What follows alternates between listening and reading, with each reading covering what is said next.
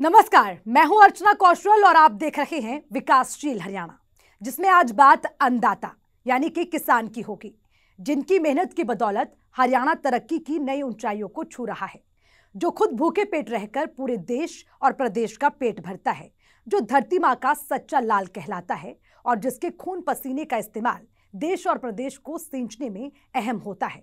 लेकिन इससे बड़ी विडंबना और क्या हो सकती है कि दूसरों का पेट भरने वाला किसान कई बार खुद भूखे पेट सोने को मजबूर होता है। कभी आसमानी आफत, कभी बिजली पानी की किल्लत, कभी खाद बीज की कमी, तो कभी बाजार में फसलों का उचित भाव नहीं मिलना। दशकों से हमारे किसान इन्हीं परेशानियों से जूझते आ रहे थे।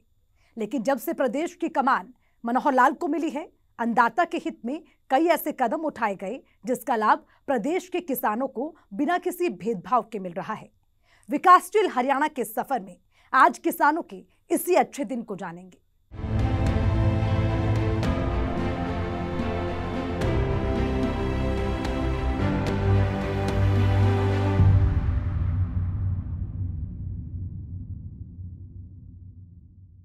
प्रदेश के मुखिया मनोहर लाल इस बात का दावा करते नहीं थकते कि साल 2014 के बाद से किसानों की हालत में काफी सुधार आए हैं।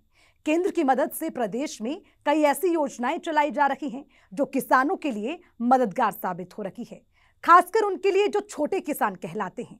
प्रदेश के मुखिया मनोहर लाल समय समय पर इन किसानों के साथ संवाद भी करते हैं ताकि उनकी परेशानियों को समझकर उसे दूर किया जा सके। और इसी कड़ी में एफपीओ यानी कि किसान उत्पादक समूह के साथ मुख्यमंत्री मनोहर लाल ने संवाद किया और एफपीओ के फायदे गिनाए। इस रिपोर्ट में देखिए।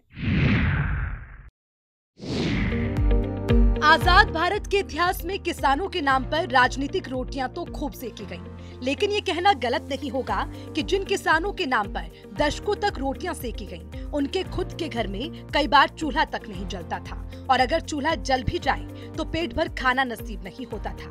आर्थिक तंगी की वजह से किसानों के बच्चों को अच्छे स्कूल, अच्छा इलाज, अच्छे कपड़े, अच्छा मकान जैसी बुनियादी सुविधाओं से महरूम रहना पड़ता था।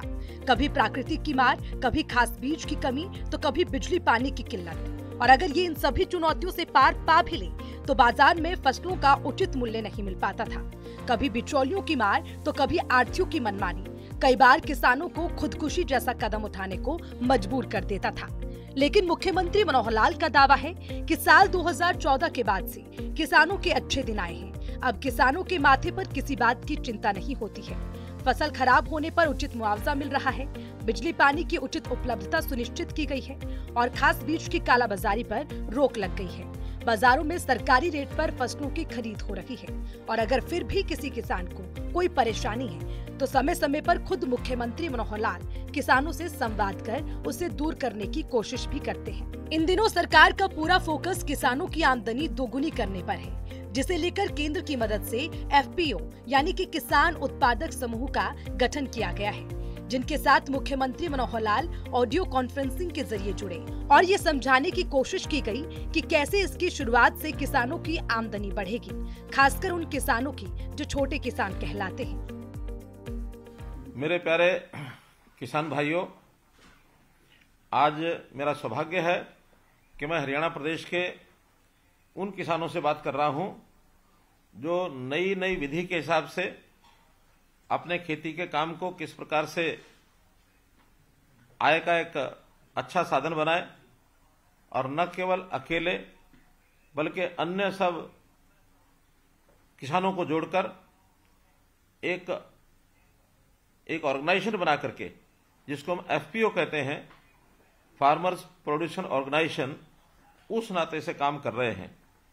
इस प्रकार के हरियाणा में 731 एफपीओ ये बने हुए हैं। केंद्र सरकार की और हरियाणा सरकार की एक मिलीजुली स्कीम प्रधानमंत्री जी ने फरवरी 2020 में इसकी परिकल्पना की थी और उस समय से लगातार एफपीओ की संख्या में ये वृद्धि हो रही है।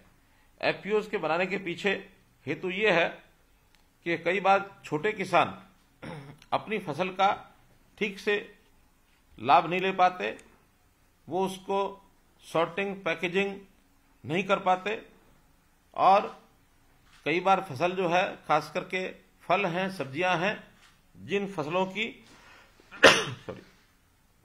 जिन फसलों की जो आयु होती है बहुत कम होती है, 2 से 4 दिन तक अगर उपयोग न किया जाए तो खराब हो जाती हैं।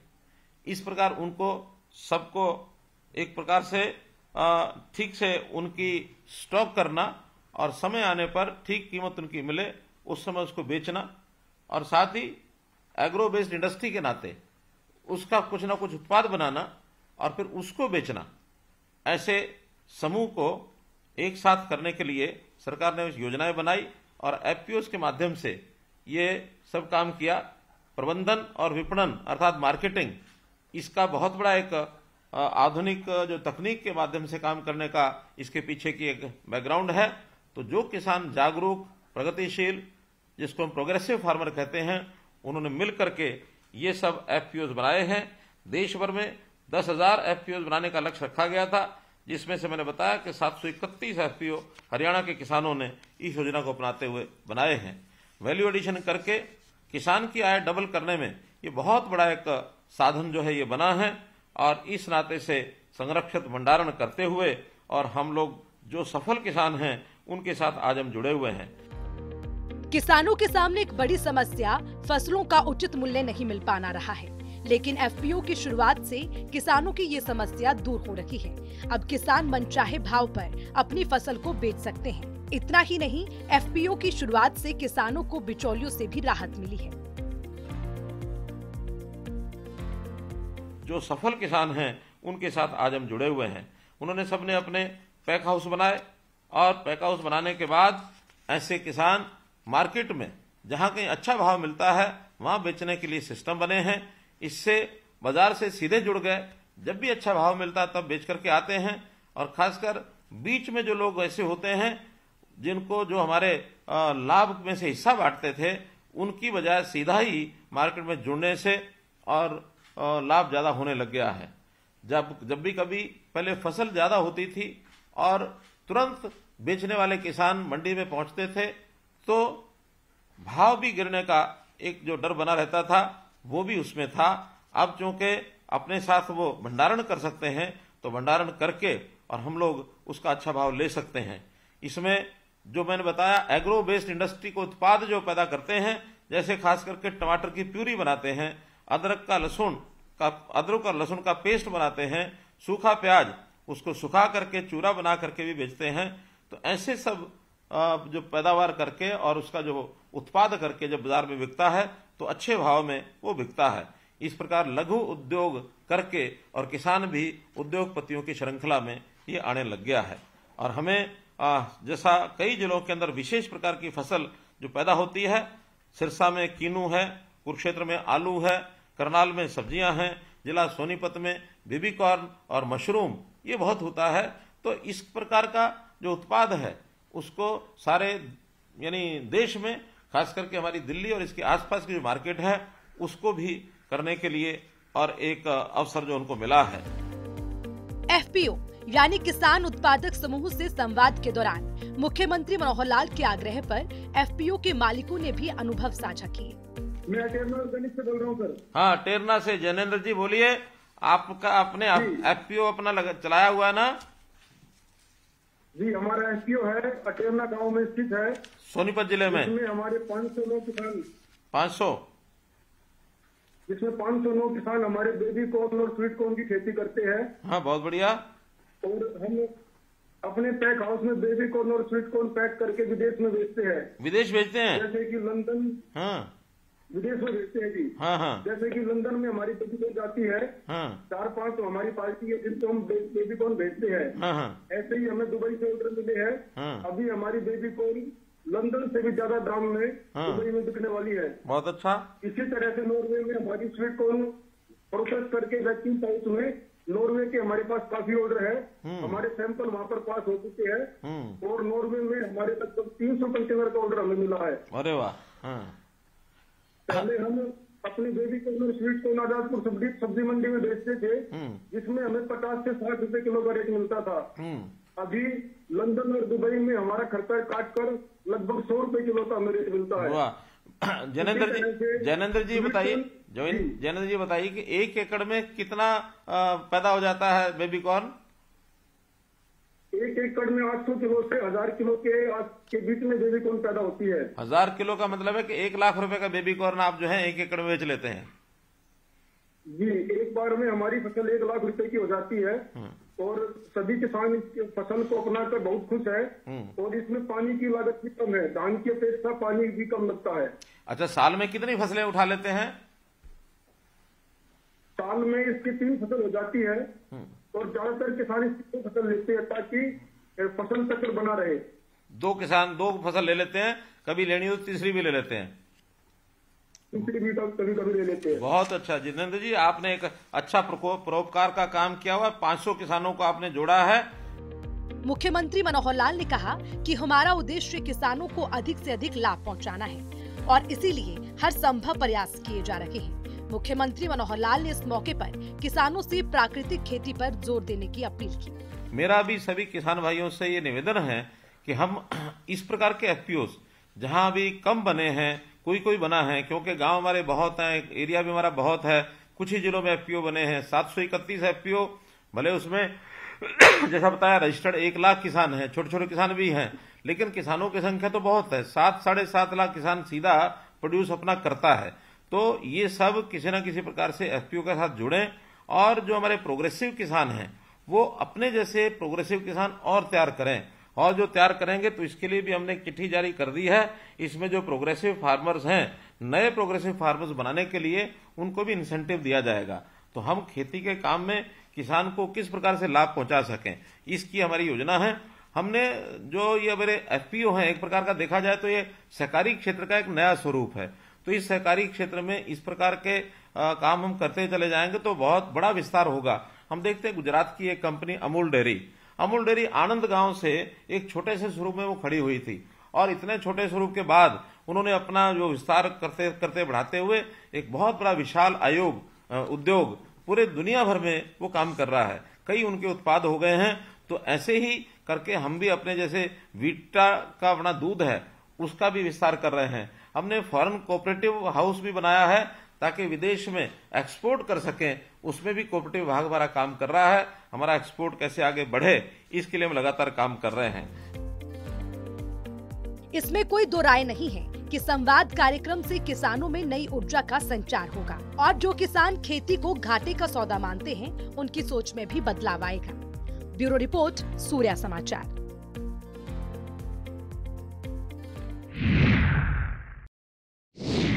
किसानों पर कुदरत की मार पड़ती रहती है। अगर ज्यादा बारिश हो जाए तो बाढ़ का खतरा, कम बारिश हो तो सूखे का खतरा। मुख्यमंत्री मनोहर लाल का किसानों से वादा है कि आने वाले समय में बहुत हद तक इससे निजात मिल जाएगी। करोड़ों रुपए खर्च कर कई ऐसी योजनाओं पर काम जारी है जो किसानों को प्राकृतिक आपदा से राहत देगी। पिछले 8 सालों में उन गांव तक पानी पहुंचाया गया जहां की जमीन दशकों से प्यासी थी। इसी पर देखिए रिपोर्ट।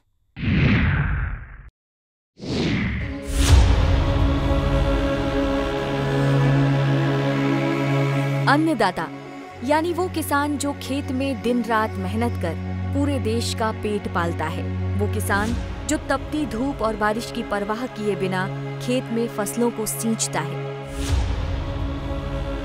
तब जाकर देश की एक बड़ी आबादी डाइनिंग टेबल पर बैठकर लजीज खाने का लुत्फ उठाती है। इतना ही नहीं, जब किसान मिट्टी से सोना उगाते हैं तभी देश की अर्थव्यवस्था को भी पंख लगता है। लेकिन हमारे देश की ये कड़वी सच्चाई रही है कि किसानों ने हमेशा से ही अपनी बदहाली पर आंसू बहाया है और इसकी कई अपनी वजह भी है। लेकिन कृषि प्रधान हरियाणा को लेकर मुख्यमंत्री मनोहर लाल का दावा है कि उनकी सरकार आने के बाद कई ऐसे कदम उठाए गए हैं जिससे किसानों की जिंदगी पहले से बेहतर और आसान हुई है। किसानों के लिए सबसे बड़ी समस्या बारिश और बाढ़ का पानी रहा है। बारिश कम हो तब भी किसानों को परेशानी में डाल देती है और अगर बारिश अधिक हो जाए तब भी किसान के माथे पर चिंता की लकीर खिंच जाती है। ऐसे में अन्नदाता को राहत की उम्मीद सिर्फ अपने हुक्मरान से होती है। इस बात को प्रदेश के मुख्यमंत्री मनोहर लाल बखूबी जानते हैं और यही वजह है कि हरियाणा सरकार की ओर से किसानों के हित को ध्यान में रखते हुए आए दिन कोई न कोई नए कदम उठाए जाते रहे हैं जिसका लाभ किसानों को मिलता है। मुख्यमंत्री मनोहर लाल ने अब साल में 2 बार फ्लड कंट्रोल की बैठक लेने का फैसला किया है। इसकी पहली बैठक जनवरी और दूसरी मई में होगी। मुख्यमंत्री ने इस बारे में जानकारी देते हुए कहा कि मई में जनवरी की मीटिंग में तय किए गए छोटी अवधि के प्रोजेक्ट कार्य, मिड और लॉन्ग टर्म प्रोजेक्ट का रिव्यू किया जाएगा।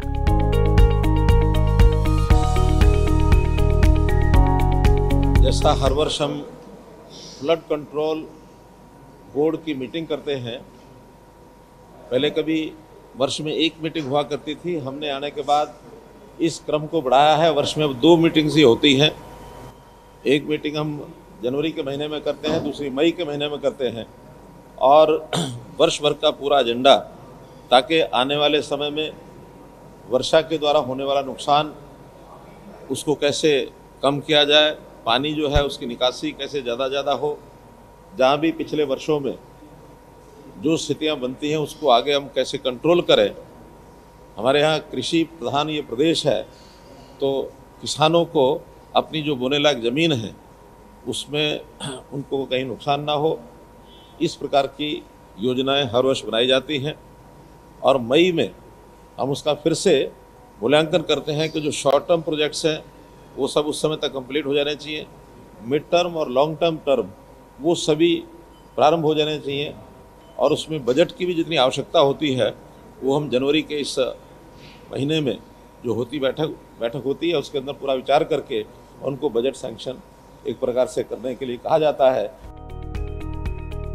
बाढ़ और बारिश से किसानों को राहत दिलाने को लेकर हरियाणा सरकार की ओर से 528 प्रोजेक्ट के लिए 1100 करोड़ रुपए का बजट रखा गया है।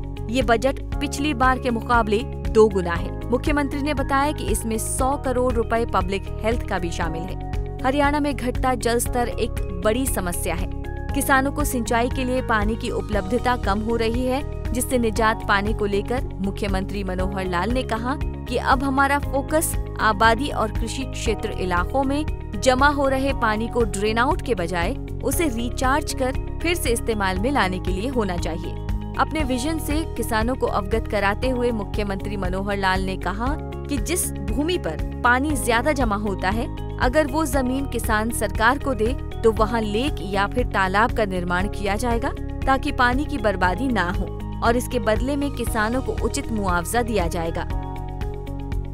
मुख्यमंत्री मनोहर लाल ने हरियाणा को साल 2026 तक बाढ़ मुक्त करने का लक्ष्य रखा है, खासकर मध्य हरियाणा के 10 जिले जहां ज्यादा पानी जमा होता है। मुख्यमंत्री मनोहर लाल ने जानकारी देते हुए कहा कि जल संरक्षण और पानी रीयूज के लिए पिछली बार 35 करोड़ का बजट रखा गया था, लेकिन इस बार 167 करोड़ रुपए का बजट है। 2026 तक हरियाणा जो है कैसे हम उसको बाढ़ मुक्त कर सकते हैं। हालांकि बाढ़ अभी भी नहीं आती उतनी ज़्यादा, लेकिन वाटर का जो इकट्ठा होता है कुलेशा कई दिन तक खड़ा रहता है, वो पानी निकालने की कोशिश के बावजूद भी कई जगह तो 15 दिन, 20 दिन, 25 दिन, 28 दिन तक भी वो पानी खड़ा रहता है, और कई बार एक फसल किसान की बोई भी नहीं जाती है। ऐसा भी सारे विषय जो ध्यान में किए हैं वो सब एक प्रकार से उस सारी स्थिति से मुक्त होने के लिए 2026 तक हम ये सारे काम करके और पूरी ज़मीन को उपयोगी हम बना सकेंगे।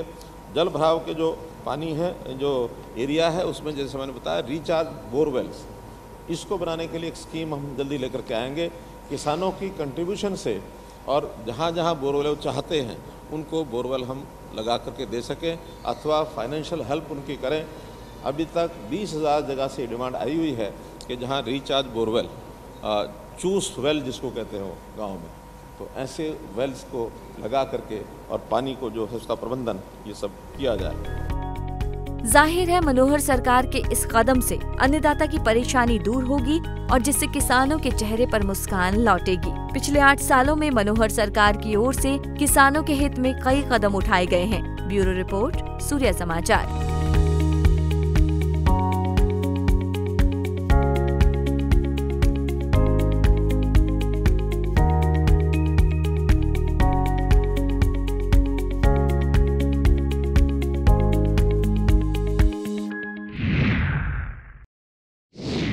प्रदेश के किसानों की बड़ी समस्या खेती में लागत को कम करना और मौसम की मार के साथ फसलों के दामों में उतार चढ़ाव थी, जिसे पार पाना मनोहर सरकार के लिए एक बड़ी चुनौती था।